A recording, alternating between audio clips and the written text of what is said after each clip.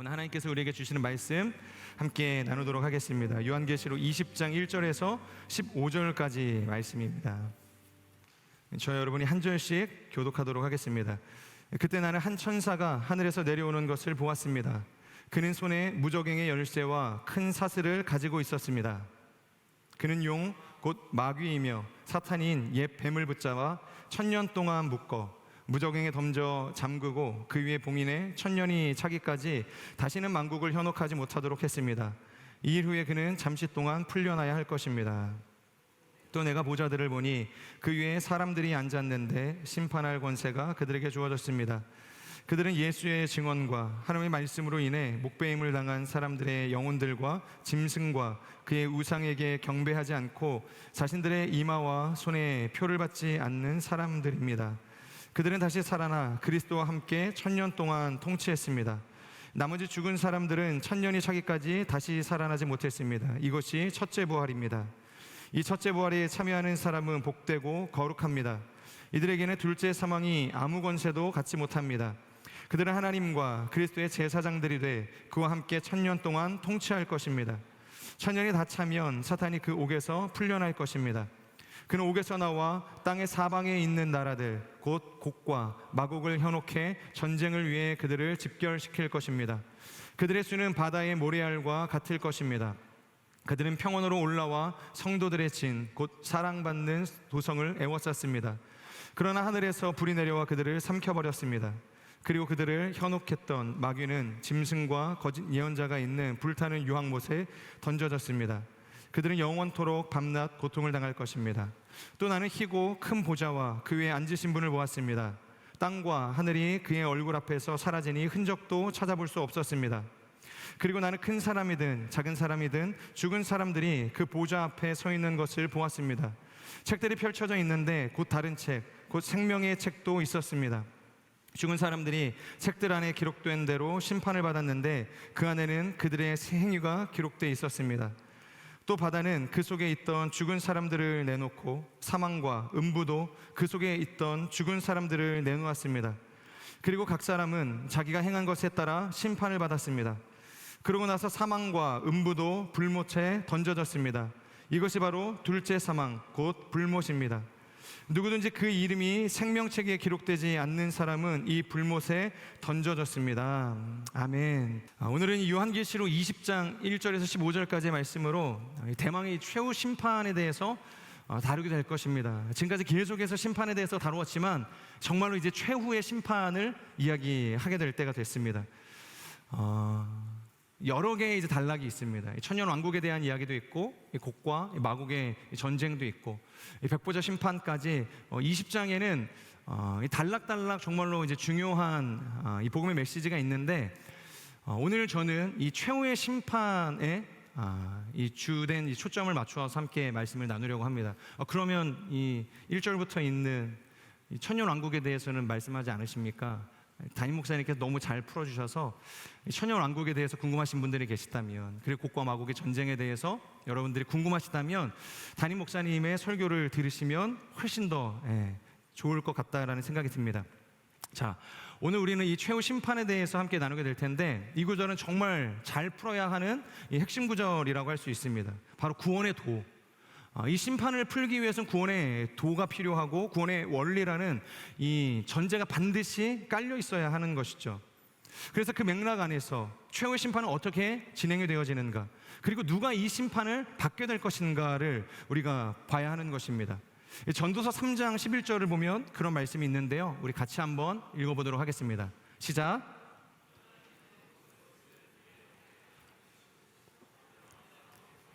영원을 사모하는 마음을 주셨다. 그러나 하나님께서 하시는 일의 처음과 끝을 다 알지는 못하게 하셨다. 지금 전도서의 말씀을 보면요, 그러니까 하나님께서는 모든 사람의 마음, 그러니까 이것은 몇몇 일부의 사람을 하나님께서 선택하셔서 그 마음을 주셨다는 것이 아닙니다. 그러니까 하나님을 믿는 신자든 불신자든 상관없이 모든 사람들의 마음 가운데 주신 본능적인 소원이 하나가 있다는 것입니다. 그것이 바로 무엇입니까? 영원을 사모하는 마음이라는 거예요.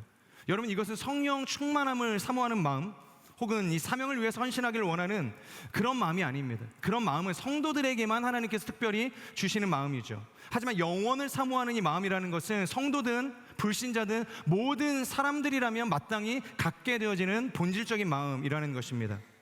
그래서 우리가 늘 입에 담는 것 중에 하나가 사랑할 때 어떻게 사랑하겠다라고 이야기를 합니까?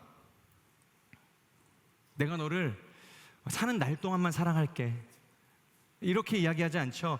영원히 사랑할게, 죽어서도 사랑할게, 평생 사랑하도록 할게, 그런 고백들을 한다는 것입니다. 그런데 여러분, 이것은 우리의 지식과 부합하지 않거든요. 그러니까 우리가 늘 말하는 이 영원이라는 것, 이 영원은 말로 표현할 때는 굉장히 좋은 말처럼 보이지만 우리가 한 번도 경험해보지 못한 이 단어라는 것입니다. 영혼을 살아본 적도 없고 영혼을 사는 사람을 우리가 본 적도 없는, 그래서 어디에서 그것을 경험하거나 배울 수도 없는 이 특성, 그것이 영혼이라는 것입니다. 하지만 우리가 사랑을 말하거나 어떤 것에 대한 이 좋고 나쁨을 말할 때 가장 확실한 표현은 영혼이라는 개념을 거기에 더하는 것입니다. 우리는 영원한 개념을 알지도 못하지만, 그것을 경험해보지도 못했지만 그럼에도 불구하고 사모하는 마음들이 있다는 것입니다. 이것은 본능입니다. 본능이라는 것이죠. 하나님께서 우리의 영혼 가운데 장착시켜 주신 가장 기본적인 마음이라는 것입니다. 자, 그렇다면 중요한 것은 이것입니다. 우리의 마음에 심겨 주신 이 영원이라는 것에 대한 정체가 무엇이냐는 거죠. 이 영혼의 개념이 무엇이냐. 여러분, 이것은 단순히 숫자의 많고 이 적음에 대한 어떤 개념을 이야기하는 것이 아니죠. 그러니까 많으면 좋다, 그러니까 무한대의 개념을 이야기하는 것이 아닙니다. 그러니까 쉽게 이야기하면 이 영원이라는 것은 연속의 개념이라고 볼 수 있습니다. 영원은 뭐라고요? 연속의 개념이라는 것입니다. 가령 소중한 나의 삶을 혹은 내가 사랑하는 누군가의 이 관계를 우리가 끊어지지 않고 계속해서 살아가고 싶어하는 마음들이 있지 않습니까? 좋은 관계는 계속해서 유지하기를 원하고 좋은 삶을 계속해서 영위하길 원하는 마음들이 우리 가운데 있다는 것입니다. 만약 그 관계가 끊어지고 그런 삶이 만약에 박살이 난다고 한다면 여러분, 어떠한 마음이 드시겠습니까? 가령 이 평생을 뒷바라지했는데 사랑하는 배우자가 나를 버리고 다른 살림을 시작했다고 한다면, 정말로 평생을 그렇게 정말로 눈에 넣어도 아프지 않을 만큼 사랑을 주면서 자식을 뒷바라지했는데 이 자식이 당신 같은 부모 필요 없어 그러면서 만약에 절연을 하고 떠난다고 한다면 여러분 마음 가운데는 어떠한 마음이 드시겠습니까? 우리는 그렇기 때문에 모든 좋은 것들이, 우리가 좋다고 여기는 것들이 끊어지지 않고 계속되어지길 바라는, 연속되어지길 바라는 이 마음이 있다는 것입니다. 그래서 모든 종교도 이 끝에 대해서 우리가 이 좋은 것을 끝내버릴 수 있는, 그러니까 우리가 경험하는 이 좋은 것을 끝내버릴 수 있는 이 심판에 대해서 이야기를 한다는 것입니다. 그러니까 심판이 결국에는 모든 종교가 이야기하는 가장 주요한 관심사라는 것이죠. 그리고 우리의 삶이 그 심판을 벗어나 끝나지 않고 영원토록 그것을 영위하며 살아갈 수 있는 방법에 대해서 이야기하고 있다는 것입니다. 그래서 우리는 계속해서 이 요한계시록을 통해서, 아니 성경 이 전체의 내용을 통해서 이것을 이야기하고 있다는 것입니다. 어떻게 하면 끊어지지 않는 하나님이 주신 좋은 것들을, 그 관계를 끊어내지 않고 계속해서 살아낼 수 있는가에 대한 이야기를 하는 것이죠. 과연 누가 하나님의 심판대에서 심판을 받게 되어지는가? 그리고 누가 이 심판대 앞에서 끊어짐이 아니라 이 영원함이라는 하나님의 이 복을 누리게 될 것이냐라는 것이죠. 여러분, 만약에 우리가 이것을 제대로 배우지 못한다면, 이것을 우리가 이해하지 못한다면 사는 동안 계속되어지는 이 두려움과 이 죄책 가운데 살아가게 될 것입니다. 그리고 극단적으로는 이단에 빠져서 그 삶을 이용당하기도 할 것입니다. 그것도 아니라면 심판 자체를 아예 부정하는 거죠. 심판이라는 건 없다, 그냥 죽으면 다 끝이다, 무로 돌아간다. 그런 평생의 삶을 살아가면서 결국에는 그 마지막 때 하나님의 심판을 받게 될 것이라는 것입니다. 따라서 우리가 반드시 알아야 할 것은 최후의 날 일어나게 될 심판에 대한 지식이 필요하다라는 것이에요. 그 지식이 우리에게 너무나도 절실하다는 것이죠. 하나님께서 우리에게 그렇게 말씀을 하시는 겁니다. 너 영혼을 사모하지? 그럼 그 영혼을 지킬 수 있는 방법이 있어. 끊어지지 않는 그 삶을 살아낼 수 있는 방법이 있어. 그것은 바로 심판을 제대로 알아야 한다라는 것입니다.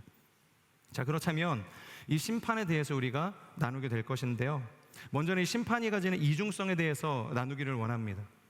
레위기를 보면요, 이 제사 제도가 이제 수립이 되어지는데, 여러분 제사 제도의 절정이 뭘까요? 제사 제도의 절정. 이 제사를 만약에 예배라고 우리가 바꿔서 생각을 할 때 예배의 절정은 뭘까요? 우리가 오늘 예배를 드리는데 이 예배의 절정은 뭘까요?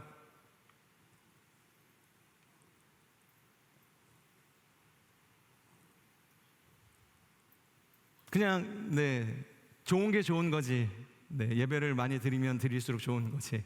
절정이 어디 있어? 그렇게 생각하실 수도 있지만 제사의 절정, 그것은 제사장이 제물을 드리러 들어갈 때가 아닙니다. 제사를 잘 준비해서 그것을 태울 때가 아니라는 것입니다. 제물을 드린 후 성소에 들어가는 것에 있는 것이 아니라, 제사의 절정이라는 것은 제사장이 제사를 드리고 밖으로 나왔을 때 시작이 되어지는 것이죠. 만약에 이 제사가 온전할 경우 백성을 축복하는 하나님의 영광이 임할 때 그것을 제사의 절정이라고 이야기를 한다는 것이에요. 가령 우리가 열심히 이 찬양팀이 이 밴드의 합주를 준비하고 이 싱어들이 노래하는 것들을 준비를 해서 아름다운 화음과 연주로 오늘 우리가 한 30분가량 찬양을 하지 않았습니까? 완벽하게 맞춰진 어떤 화음과 그 합에 영광이 있는 것이 아니라는 것입니다. 절정이 있는 것이 아니라는 것이죠. 하나님께서 그곳에 기름 부으심으로 임재하시는가, 임재하시지 않는가에 있다는 것입니다. 자, 그렇다면 하나님께서 이 제사를 드리고 나오는 그 제사장 가운데, 이 제물을 드리는 예배자 가운데 영광으로 나타나시거든요. 그런데 그 영광이 뭐라고 이야기하냐면, 레위기 9장 23절 24절을 보면 모세와 아론이 회막에 들어갔다가 나와서 백성을 축복한다라고 합니다. 자, 그때 하나님의 영광이 나타나는데, 그 영광이 나타나서 하시는 일이 무엇이냐면 바로 번제단과 그 위에 있는 번제물, 그리고 그 기름을 싹 다 태워버리신다는 겁니다. 영광이 나타나서 하시는 일이 뭐라는 거예요? 그 제물을 다 태워버리신다는 것입니다.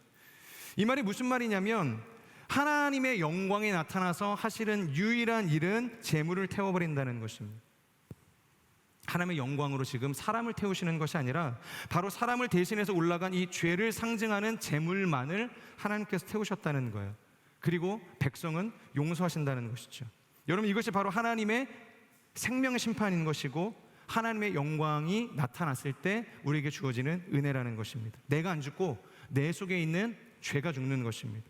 그러니까 하나님께서 나를 살리시기 위해서 내 죄를 불로 태워버리는 일들이 이 제사의 절정 가운데 하나님의 영광이 임하면, 우리의 예배의 절정 가운데 하나님의 영광이 임할 때, 기름 부으심이 임할 때 일어나게 되는 일들이라는 것입니다. 하나님이 나를 살리기 위해서 내 죄를 불로 태워버리시는 거예요.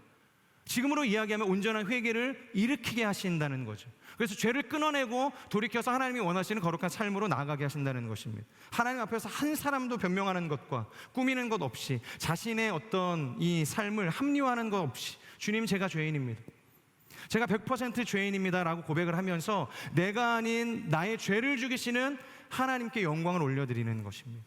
그 주님을, 그 하나님을 만나는 것이죠. 여러분, 이것이 바로 하나님의 영광이 우리 가운데 임할 때 나타나는 일인 것입니다. 자, 그런데 하나님의 영광은 정반대의 모습으로 나타난다는 것이죠.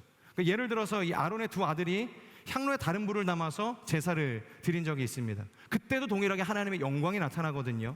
그런데 이번에는 불로 나타난 하나님의 영광이 제물을 태우지 않습니다. 그들의 죄를 태우지 않습니다. 무엇을 태우죠? 바로 죄로 물들어 있는 아론의 이 두 아들의 생명을 완전히 불살라 버리신다는 거죠. 그러니까 엄청난 이 참극이 벌어지게 되는 것입니다. 그러니까 하나님의 영광으로 나타나는 이 심판에는 반드시 두 가지 요소가 나타나는데, 의인에게는 이 심판이라는 것, 하나님의 영광이라는 것은 정의가 회복되어지는 사건이고, 억울함이 밝혀지고 하나님의 의로움이 증명되어지는 순간이라는 것입니다.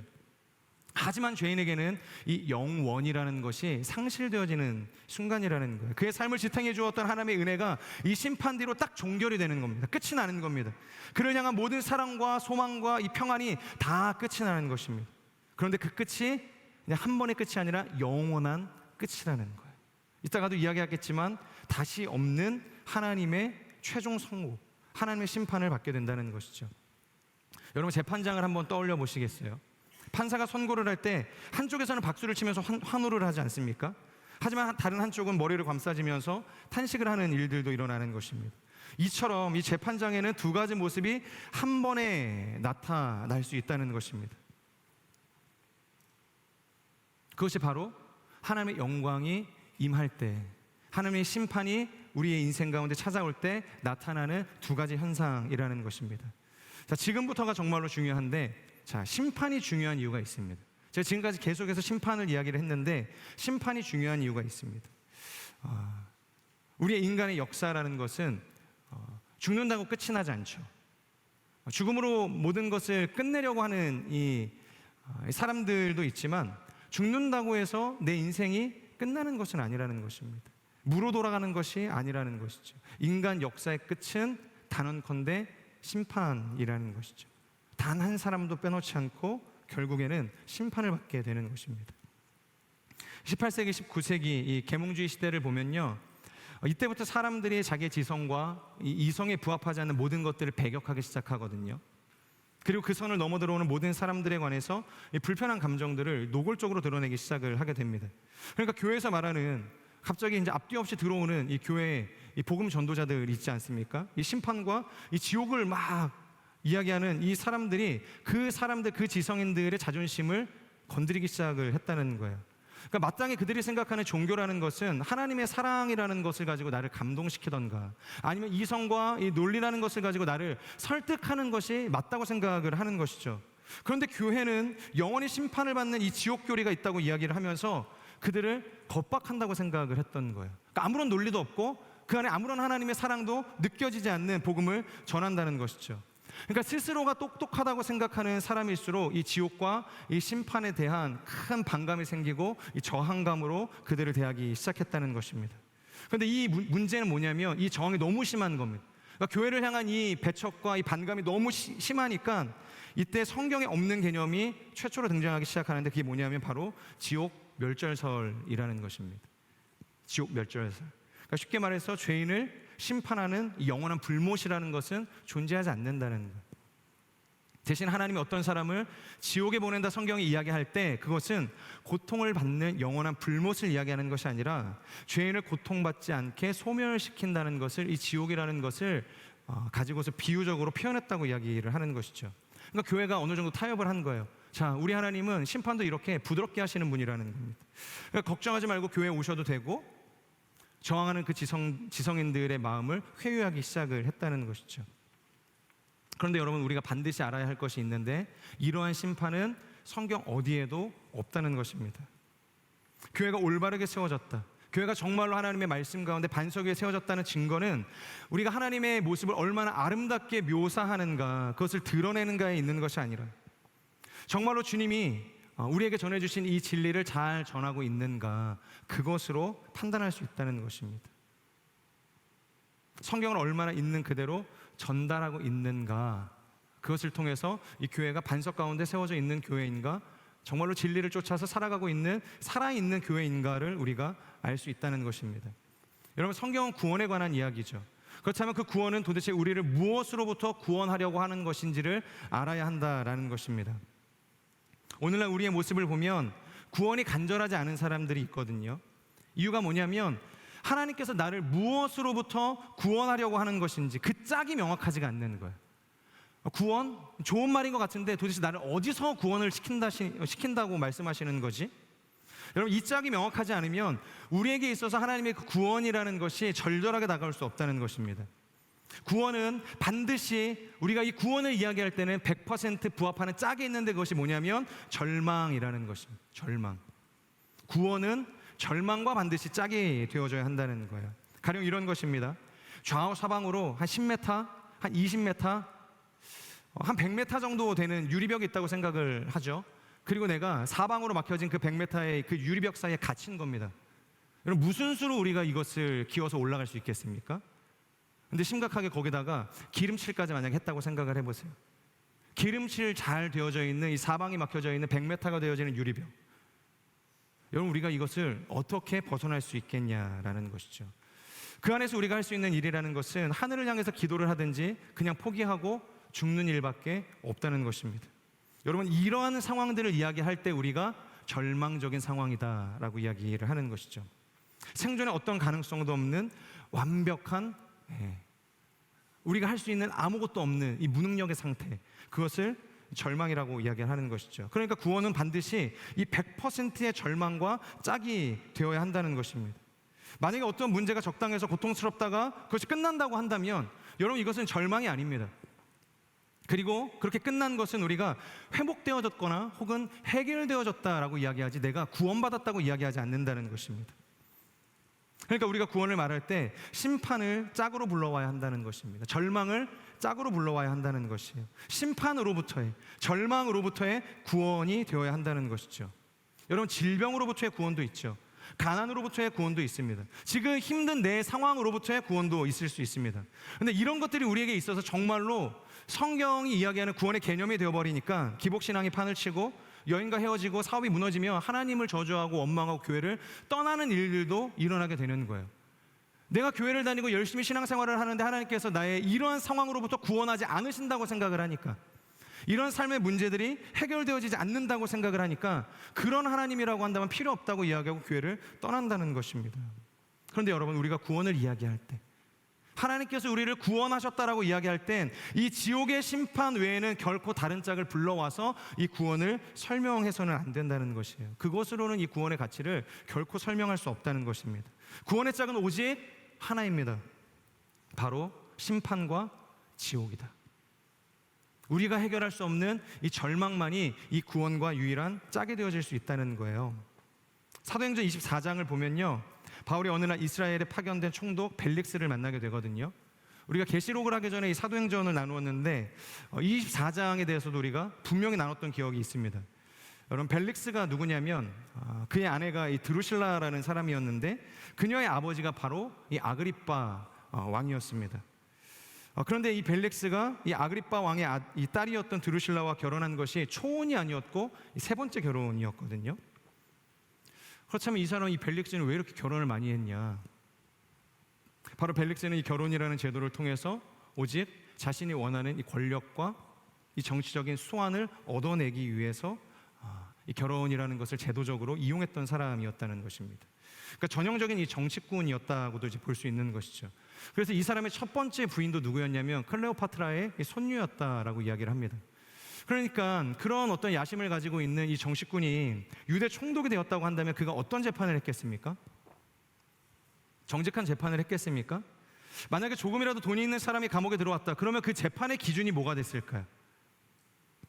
유전무죄, 무전유죄. 그러니까 돈을 통해서 얼마든지 정의가 굽어지고 이 법이 무너지는 일들이 일어날 수 있다는 것입니다. 그런 의미에서 우리가 지난주에도 그렇고 오늘도 이제 광고 때 이야기를 할 텐데 이 법조인 전도 집회 Justice for You를 하게 되는 거 아니겠습니까? 하나님의 정의를 선물하는 것입니다. 하나님의 정의와 하나님의 이 공의가 이 땅 가운데 바로 세워지고 그것을 실현시켜야 할 법조인들을 위해서 우리가 그런 전도 집회를 하게 되는 것입니다. 왜냐하면 우리에게는 그런 정의와 공의를 세상 가운데 실현시켜야 할 사명이 있기 때문에. 자, 어쨌든 그런 가운데 사도 바울이 감옥에 갇히게 되었죠. 그리고 벨릭스가 이 바울을 부르는 것입니다. 이유가 없습니다. 다른 이유가 없어요. 억울하게 이 감옥살이를 하고 있는 이 바울을 풀어주기 위해서 그의 이야기를 듣기 위해서 부른 것이 아니라, 벨릭스가 바울을 가만히 보니까 그는 정통 유대인이죠. 그리고 히브리인 중에 히브리인이죠. 그리고 로마의 시민권을 가지고 있는 사람이에요. 딱 봐도 돈이 많은 사람처럼 보이는 겁니다. 그래서 그를 회유해서 얼마라도 돈을 받고 싶은 마음이 이 벨릭스의 마음 가운데 있었다, 성경이 그렇게 이야기를 하고 있습니다. 그런데 뭐냐면 바울이 벨릭스를 만나자마자 그에게 자신의 억울한 이 상황을 하소연하는 것이 아니라 뭘 하죠? 전도하기 시작을 하는 거예요. 다짜고짜 이 하나님의 복음을 선포하기 시작을 했다는 것입니다. 그런데 이 사도행전 24장을 보니까 그 바울이 전했던 복음의 메시지가 무엇이었냐면, 하나님은 당신을 사랑하십니다. 연약한 당신의 인생을 붙드십니다. 당신을 향해 큰 계획을 가지고 계십니다. 이런 좋은 말로 그를 회유하지 않았다는 것입니다. 그는 오직 하나님의 의로움과 사람의 죄와 그에 따른 무서운 심판에 대해서만 이야기했다는 것입니다. 딱 한 번 그에게 복음을 전할 수 있다라고 했을 때 그게 정말로 한 번의 기회일 수 있었던 상황 아닙니까? 그때 그에게 전했던 복음은 사랑이 아니었고 의와 절제와 장차 오게 되어질 하나님의 심판에 대한 설교였다라는 것입니다. 지금 죄에서 돌이키지 않으면 반드시 그 죄에 대한 하나님의 심판을 받게 될 것이다. 이것이 바울이 전한 복음의 전부였다는 것입니다. 그랬더니 성경이 뭐라고 이야기하냐면 벨릭스가 곧 심판받게 될 사람처럼 두려워하며 바울을 떠났다. 그리고 바울과 면담하는 것이 더 이상 어려울 지경이 되었다. 성경이 그렇게 이야기하고 있습니다. 여러분, 이것이 복음이라는 것입니다. 복음은 다른 것으로 포장해서 하나님의 그 존재에 대해서 어필하는 것이 아닙니다. 복음은 우리를 그 심판으로부터의 그 구원에 대해서 반드시 이야기해야만 하는 것이고, 죄의 진노 가운데 우리가 하나님으로부터 원수되었던 그 관계를 어떻게 회복할 수 있는가에 대한 이 구원의 방법을 선포해야 한다라는 것이죠. 질병으로부터의 구원, 그리고 내 상황으로부터의 구원, 내가 고통받는 어떤 현실에 대한 구원, 물론 그것도 하나님께서 우리를 회복시키시는 방법 중에 하나입니다. 하지만 그것은 구원은 아니라는 것이죠. 하나님의 도움이다. 하나님께서 우리의 인생을 회복시키신다. 하나님께서 은혜를 베푸셨다. 이제 그런 것들로 연결을 해야 된다는 것입니다. 예수님이 죽으실 때는 질병이나 가난이나 그런 어떤 우리의 삶의 문제를 해결하시기 위해서 십자가에서 죽으신 것이 아니잖아요. 예수님은 영원히 끝나지 않는 이 고통과 형벌과 지옥이 존재하기 때문에 십자가에 달려 돌아가셨다는 것입니다. 어떻게든 한 사람이라도 더 살려내시려고 십자가에서 죽으셨다는 거예요. 만약에 질병에서 건지는 것이 구원이라고 한다면 그냥 치유하시면 되잖아요. 안진뱅이를 치유하셨던 것처럼, 바디메오의 눈을 하나님께서 보게 하셨던 것처럼, 혈류병 여인의 그 마르지 않았던 그 혈류의 근원을 마르게 해주셨던 것처럼 치유하시면 되지 않습니까? 죽은 나사로를 살리신 것처럼 그냥 살리시면 되지 않습니까? 만약 가난해서 그것을 우리를 구원하시는 것이 하나님의 구원이었다고 한다면 그냥 계속해서 오병이어의 기적을 선포하셨으면 됐을 거라는 것입니다. 근데 왜 죽어요? 예수님께서 왜 십자가에 달려서 죽으시냐는 겁니다. 바로 내가 죽지 않으면 내가 죽어야 하는, 예수님이 죽지 않으시면 우리가 죽어야 하기 때문에 예수님께서 십자가에 달려 돌아가셨다는 것입니다. 그 심판이 우리에게 있기 때문에 예수님께서 그 우리가 받아야 할 형벌을 대신 받으셨다는 것입니다. 독일의 철학자 중에 임마누엘 칸트라는 분이 있습니다. 그분의 이 철학이, 그분의 이 신앙이 최근에 조명을 다시 받고 있는데요. 그분은 260년 전의 사람인데 오직 논리적인 이 관찰만으로 이 세상이 양자역학으로 존재한다는 것을 처음으로 간파한 사람이었습니다. 그냥 타고난 천재였습니다. 그런데 이 칸트가 사람을 향해서 선언한 것이 있었는데, 그러니까 사람에 대한 이 인식을 뭔가 이렇게 명제화한 것이 있는데, 그게 뭐냐면 인간은 보상이 없으면 결코 선하게 살지 않는다는 것입니다. 선을 행해도 상이 없고 악을 행해도 처벌이 없다면 인간은 절대로 절제하지 않을 것이라는 것이죠. 여러분, 심판이 없다면 우리가 애쓸 필요가 있습니까? 죽으면 끝이라고, 우리의 영혼은 소멸된다고 믿는 이 영혼 멸절설을 우리가 믿고 살아간다고 한다면 굳이 참고 선한 삶을 선택할 필요가 없다는 것이죠. 그래서 이 세상에도 많은 사람들이 죄를 짓고 이 땅의 죄와 형벌을 피하기 위해서 극단적으로 뭘 선택합니까? 모든 것을 끝내기 위해서, 끝이라고 생각하기 위해서 자살을 선택하죠. 스스로의 생을 마감하는 겁니다. 죽음 이후에는 아무것도 없다고 그들이 생각하기 때문인 것이죠. 그런데 하나님께서는 우리에게 말씀하시죠. 거룩하게 살아라. 죄를 물리치고 피 흘리기까지 너희가 힘써 싸워야 한다. 이유는 단 하나입니다. 그것은 심판이 있기 때문에, 죽음 이후에 심판이 있기 때문에. 히브리서 9장 27절을 보면 한 번 죽는 것은 사람에게 정한 일이다. 모두가 다 죽는다는 거예요. 근데 죽음으로 끝나는 것이 아니라 그 후에는 뭐가 있냐? 무로 돌아가는 세계가 있는 것이 아니라 반드시 심판이 있다. 모든 사람들은 다 죽지만 그 후에는 끝이 아니라 하나님께서 정의와 공의의 기준을 가지고 심판하는 그 심판의 날이 있다는 것입니다. 여러분, 심판과 지옥을 제하고 거룩하게 살아야 한다라고 이야기하는 것은 그냥 공허한 도덕주의일 뿐입니다. 현실에서 선한 일을 한다고 항상 보상을 받지 않죠. 선한 일을 하지만 오히려 그것이 묻혀지고 잊혀지는 일들이 훨씬 더 많습니다. 그럼에도 불구하고 우리가 선하게 살아야 하는 이유, 거룩을 선택해야 하는 이유는 심판이 있기 때문이라는 거예요. 오늘 본문 20장 11절을 보면 흰 보좌가 나옵니다. 예전 성경은 백보좌라고 이야기하죠.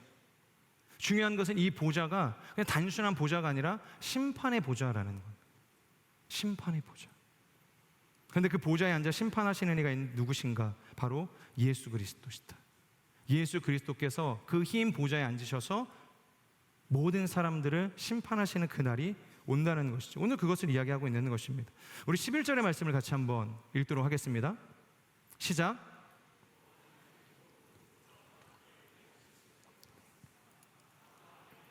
그의 얼굴 앞에서 사라지니 흔적도 찾아볼 수 없었습니다. 자, 예수님께서 이 땅에 처음 오셨을 때는 세상 가운데 심판을 당하시는 분으로 오셨죠. 그러나 그분이 다시 오시는 날에는 심판장의 권한을 가지고 오신다는 것입니다. 하나님 아버지께서 예수님께 그 심판의 권한을 완전히 위임하신 거예요. 그러니까 예수님에게는 두 가지 권한이 모두 있죠.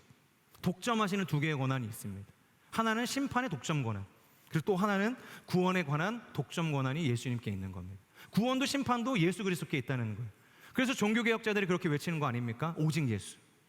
단순히 예수님의 이름이 아름다워서 외치는 것이 아니라 오직 예수님께 심판의 독점 권세가 있고 구원의 독점 권세가 있기 때문이라는 거예요. 자, 그렇다면 심판도 있고 심판을 행하시는 심판장도 있습니다. 그러면 이제 뭐가 남았죠? 바로 누가 이 지옥의 심판을 받게 될 것인가, 이 최후의 심판을 누가 받게 될 것인가가 남았다는 것입니다. 20장 12절의 말씀을 같이 한번 읽도록 하겠습니다. 시작. 그리고 나는 큰 사람이든 작은 사람이든 죽은 사람들이 그 보좌 앞에 서 있는 것을 보았습니다. 책들이 펼쳐져 있는데 또 다른 책, 곧 생명의 책도 있었습니다. 죽은 사람들이 책들 안에 기록된 대로 심판을 받았는데 그 안에는 그들의 행위가 기록돼 있었습니다. 자, 지금 많은 사람들이 주님의 보좌 앞에 서게 되거든요. 그런데 이때 나오는 모든 사람들은 부활의 상태인 것입니다. 그리고 나오는 중요한 표현이 있는데 바로 죽은 사람들이 그 보좌 앞에 서 있다, 그렇게 이야기하고 있습니다. 죽은 사람들이 그 보좌 앞에 서 있다. 다시 말해서 누가 심판을 당하는 것입니까? 죽은 사람들. 바로 예수 믿지 않고 성령을 받지 못한 사람들, 그러니까 산자가 아니라 죽은 자가 심판의 자리에 서게 된다는 것입니다. 이 대목은 아주 중요한 신학적인 통찰을 우리에게 제공하는데 성경은 분명히 이야기하고 있죠. 누가복음 20장 38절도 보면 이렇게 이야기합니다. 나는 죽은 자의 하나님이 아니다. 나는 오직 산자의 하나님이다. 죄인들의 하나님이 아니라는 겁니다. 예수님을 구주로 고백하고 그분을 나의 생명으로 여기고 그런 삶을 살아가기를 선택한 사람들의 하나님이라는 이야기를 하고 있는 것이죠. 그렇기 때문에 요한계시록 20장에는 이 산자가 단 한 명도 등장하지 않습니다. 오직 죽은 자들만이 이 심판대 앞에 서게 된다는 것입니다. 그러면 구원받은 사람들은요? 지난주에 이미 이야기하지 않았습니까? 어린 양의 혼인잔치 때 신랑이 이 땅 가운데 오실 때 우리에게 눈해라 말씀하시면서 영원한 신부로서의 아름다움 하나됨으로 초대한다고 말씀드리지 않았습니까? 그러니까 구원받은 사람들은 그렇게 하나님을 만나게 되어지는 일들, 완전한 연합의 축복을 받게 되어지는 것입니다. 그러니까 오늘 이 백보자 심판대 앞에서 하나님께서 예수님을 통해서 심판하시는 대상은 산자들이 아니라 오직 죽은 자들에 대한 심판이라는 것입니다. 그러니까 두려운 것이죠. 세상은 죽으면 끝이다, 죽음으로 죗값을 치른 셈이라고 말하면서 죽음을 정당화하기도 하죠. 그리고 죽음을 도피의 수단으로 여기기도 한다는 것입니다. 그런데 성경은 단호하게 이야기합니다. 누구 마음대로 끝내는가? 하나님의 심판은 죽음 너머로부터 시작이 되어진다는 것입니다. 영화나 드라마를 보면 이 매질을 하다가 매질이 아파가지고 이제 막 기절하는 사람들이 있잖아요. 막 사극 같은 거 보면은 이제 주리를 풀다가 그 막 피를 너무 많이 흘리고 고통에 기절하시는 이런 장면들이 묘사가 되어지는데, 그럼 어떻게 하죠? 물을 끼얹고 흔들어서 깨워가지고 계속해서 그 고통을 당하게 하지 않습니까? 계속해서 그 심판을 당하게 하지 않습니까? 마찬가지라는 것입니다. 죽음으로도 피할 수 없다는 거예요. 주님은 지금 죽음을 깨워서 심판하시는 심판장으로 찾아오신다는 거예요. 죽음을 깨우시는 거예요. 잠자고 있는 모든 사람들을 다 부활체의 몸으로 회복시키시고 하나님의 그 거룩한 심판대 가운데 그들을 심판하시기 위해서 세우셨다는 겁니다. 그러니까 우리는 결코 이 죄로부터 도망갈 수 없다는 것입니다. 죄는 반드시 드러나고 반드시 심판을 받게 되어진다는 거예요. 그렇기 때문에 여러분, 억울한 일을 당할 때 그것을 갚기 위해서 여러분 너무 마음 쓰시지 말라는 겁니다. 로마서에서도 이야기하는 것처럼 모든 원수는 하나님의 손에 맡기라고 이야기하는 것입니다. 왜? 그 죄가 묵혀질 것 같고 침묵되어지고 사라질 것 같지만 결국에는 하나님의 심판대 앞에서 다 드러나게 될 것이기 때문에, 하나님께서는 그것을 다 기록하고 계시기 때문에 원수 갚는 것을 하나님께 맡기라는 것이죠. 우리 12절 13절의 말씀을 계속해서 읽도록 하겠습니다. 시작. 그 보좌 앞에 서 있는 것을 보았습니다. 책들이 펼쳐져 있는데 또 다른 책, 곧 생명의 책도 있었습니다. 죽은 사람들이 책들 안에 기록된 대로 심판을 받았는데 그 안에는 그들의 행위가 기록되어 있었습니다. 또 바다는 그 속에 있던 죽은 사람들을 내놓고 사망과 음부도 그 속에 있던 죽은 사람들을 내놓았습니다. 그리고 각 사람은 자기가 행한 것에 따라 심판을 받았습니다. 자, 그렇게 하나님을 믿지 않고 죽은 사람들, 하나님을 조롱하고 멸시했던 그 죄인들, 그들이 심판에 부할 때 가장 먼저 마주하게 될 사람이 누군 거예요? 바로 예수님을 가장 먼저 그들이 마주하게 된다는 것입니다. 예수님의 죽음에 가장 직접적인 판결을 내렸던 빌라도도, 그리고 그분의 죽음을 가장 가까이에서 실행했던, 창을 들었던, 창으로 찔렀던 그 군인들도, 생전엔 그들이 예수님을 심판했지만 이제는 그들의 죄를 심판하는 심판자로서의 예수님을 맞이하게 될 그날이 온다는 것입니다. 바들바들 떨면서 두려운 마음으로 그 심판대 앞에 서게 되는 것이죠. 그리고 악인들에게 어떤 심판이 임하는가? 저는 이것이 가장 고통스러운 것이 아닌가라는 생각이 드는데, 바로 자신들이 왜 심판을 받는지에 대해서 듣게 되어지는 것입니다. 객관적인 증거를 예수님께서 보이시는 거예요. 선포하시는 것입니다. 이것은 바로 로마서 2장 15절과 이 맥락상 연결이 되는데, 이 말씀을 보면요, 양심은 우리 안에 기록된 율법이다, 그렇게 로마서가 이야기를 합니다. 곧 그 율법이 나를 고발하는 증거다라고 이야기를 하는 것이죠. 그러니까 쉽게 말하면 양심은 내가 나를 객관적으로 바라볼 수 있게 하는 능력이 되는 것입니다. 그러니까 우리가 율법이 없지만 그래도 하나님께서 우리 마음 가운데 있는 이 양심이라는 이 기능을 통해서 조금이라도 하나님께서 원하시는 그 선한 삶이 무엇인가를 살아갈 수 있도록 최소한의 장치를 마련해 놓으셨다는 것입니다. 그러니까 양심을 따라서, 양심이 우리를 고발하며 얼마든지 이 세상 속에서 그나마 선한 삶을 살아갈 수 있다는 것이죠. 내가 한 행동을 다른 누군가의 시선으로 정직하게 바라보게 하는 내 내면의 법정과도 같은 것, 그것이 양심이라는 것입니다. 요즘에는 이것을 메타인지라고도 이야기를 하는 것 같습니다. 그런데 바로 그 양심과 이 메타인지가 이 내면의 기능을 통해서 나를 객관적으로 보게 해야 하고 죄로부터 돌아서게 하는 이 회개에 이르게 해야 하는데, 그것이 무너지는 것이에요. 왜냐하면 복음서를 보면 말세의 징조에 그런 징조가 있거든요. 사람들이 저마다 자신을 사랑한다, 나를 사랑하는 사람들이 나타나게 된다고 이야기를 하거든요. 이게 무슨 말이냐면, 그 사람들이 건강한 나만 사랑하는 것이 아니라 선한 삶을 위해서 힘쓰고 애쓰고 살아가는 나의 모습만 사랑하는 것이 아니라 악하고 더럽게 살아가는 죄 짓는 나도 사랑한다는 것입니다. 그러니까 메타인지가 사라지는 것이죠. 그러니까 양심에 화인 맞은 사람들이 살아나게 되는 것입니다. 그리고 자신을 아름답게 생각을 하죠. 자신의 죄를 포장하기 시작하고 늘 자신은 불쌍하고 안타까운 것처럼 여겨지는 것입니다. 그러니까 피해의식에 사로잡혀서 자신의 죄가 보이지 않는 삶을 살아가게 되는 거예요. 그리고 그것을 포장해서 나를 사랑하는 삶을 살아가게 되는 것이죠. 그래서 하나님은 그렇게 살다 죽은 사람들을 소환해서 가장 먼저 뭘 하고 있는 거냐면, 화인 맞았던 그 양심을 회복시키시는 것입니다. 그들의 상실한 이 메타인지를 강제로 일깨우시는 거예요. 근거를 제시하시는 것입니다. 12절, 죽은 사람들이 책들 안에 기록된 대로 심판을 받았는데 그 안에는 그들의 행위가 기록돼 있었습니다.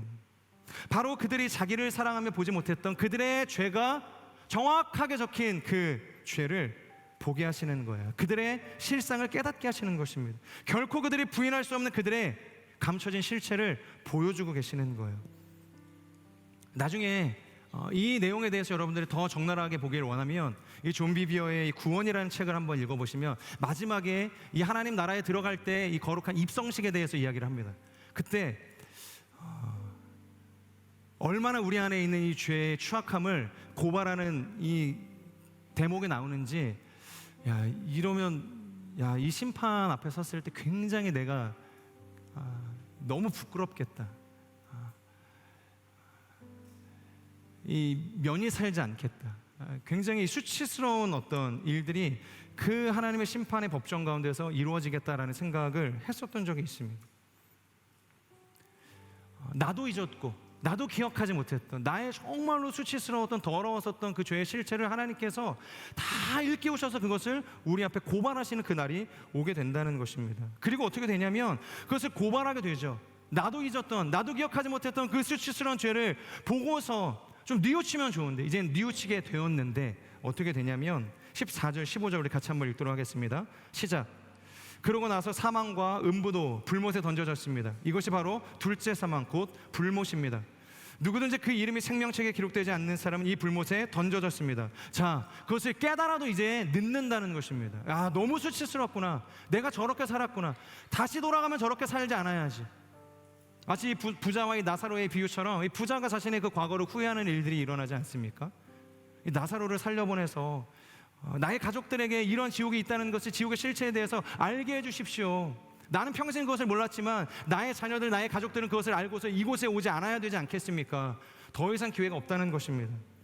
이제라도 자신의 실상을 깨닫고 죄를 깨닫게 돼도 하나님께서 그 마지막 심판의 법정에서는 더 이상 회개의 기회를 우리에게 주시지 않는다는 것입니다.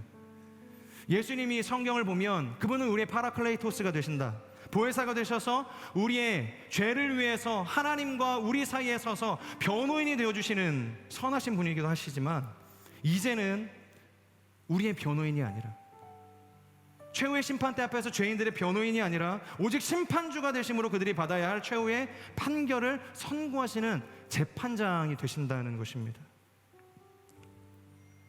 예수님은 구원의 하나님이시죠. 우리를 향한 그분의 사랑은 다함이 없고 은혜가 마르지 않으시는 선하신 하나님이심을 우리가 믿음으로 고백합니다. 하지만 그분은 동시에 심판의 하나님이시기도 하다라는 것이죠. 언제까지 은혜와 사랑으로 인내하시는 하나님이 아니라는 것입니다. 결국 그 인내가 끝이 나고 죄인을 향한 이 최후의 판결이 내려지는 날이 온다는 것입니다. 그러니 우리의 구원의 기쁨도 알아야겠지만 심판의 무서움도 우리가 알아야 한다는 것이죠. 그래야 우리의 신앙도 이탈하지 않고 바로 서지 않겠습니까? 그리고 우리의 가정을 향해, 불신자를 향해서 이 복음 전파의 간절함을 가지며 살아가지 않겠습니까? 이런 심판이 우리에게 다가올 텐데 더 이상 용서받지 못할 그 심판대 앞에서의 하나님의 판결이 우리 가운데 예비되어져 있는데 여러분 세워라 내어라 하시겠습니까? 전하시다 낙심하시겠어요? 포기하시겠습니까? 하나님, 제가 잘못했습니다, 용서해 주세요, 저들의 죄를 사해 주십시오, 이런 것도 지금만 유효하다라는 것입니다. 그날이 오면 그날은 회개의 시간이 아니라 오직 심판의 날이라는 것을 반드시 기억할 수 있기를 주님의 이름으로 축복합니다. 예수 믿으세요.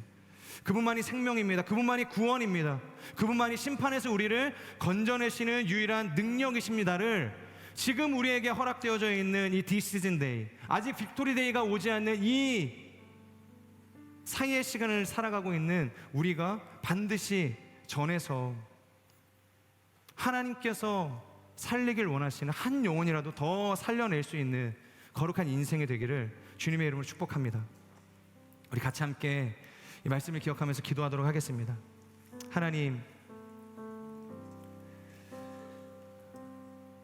심판이 없다고 이야기하는 이 세상 사람들, 죽으면 모든 것이 끝이라고 이야기하는 이 세상의 가치로부터 우리가 저항하게 하여 주시옵소서. 죽으면 끝이 아니라 죽으면 우리의 모든 죄를 밝히시고 드러내시고 그 죄에 합당한 형벌로 우리를 심판하시는 심판주가 있음을 우리가 알게 하여 주시옵소서. 그래서 내가 받은 이 구원에 만족하며 살아가는 것이 아니라 이 심판의 주가 있음을 알지 못하는 수많은 사람들, 세상의 죄인들을 향하여서 우리가 이 복음을 전할 수 있는 거룩한 인생들이 될 수 있도록 성령 하나님 역사하여 주시옵소서. 두려운 마음으로, 연약한 마음으로, 불순종의 마음으로 여전히 침묵하고 있는 나의 이 전도의 이 열정을 다시 한번, 이 구령의 열정을 하나님께서 회복시켜 주셔서 가정을 향하여서, 직장을 향하여서, 사업장을 향하여서, 세상 방방곳곳을 향하여서 이 복음의 말씀을 전할 수 있는 거룩한 인생이 될 수 있도록 성령 하나님 역사하여 주시옵소서. 이 시간 우리의 삶을 주 앞에 올려드리며 복음 전하는 거룩한 인생이 되게 해달라고 우리 주여 간절히 선포하며 통성으로 기도하며 나아가겠습니다. 주여, 오 신실하신 하나님, 오늘도 하나님께서 우리를 복음을 전하는 거룩한 인생으로 부르셨음을 믿음으로 고백합니다. 심판은 있습니다. 죄와 사망의 저주를 끌어내시고 천국과 그 지옥을 완전히 나누게 되어진 그 알곡과 그 죽정이를 구별하신 하나님의 그 최후 심판의 날을 받을 수 있음을 우리가 믿음으로 고백합니다. 그 심판의 날을 두려워하게 해주시고 내가 구원받았으므로 끝나는 것이 아니라 지금도 여전히 그 심판을 알지 못하고 그 영원한 그 불꽃을 향해서 심판을 향하여서 달려나가고 있는 수많은 세상에 주님 알지 못하는 영혼들을 향하여서 우리가 이 복음의 말씀을 전할 수 있는 거룩한 인생들 될 수 있도록 성령 하나님 기름 부어 주시옵소서.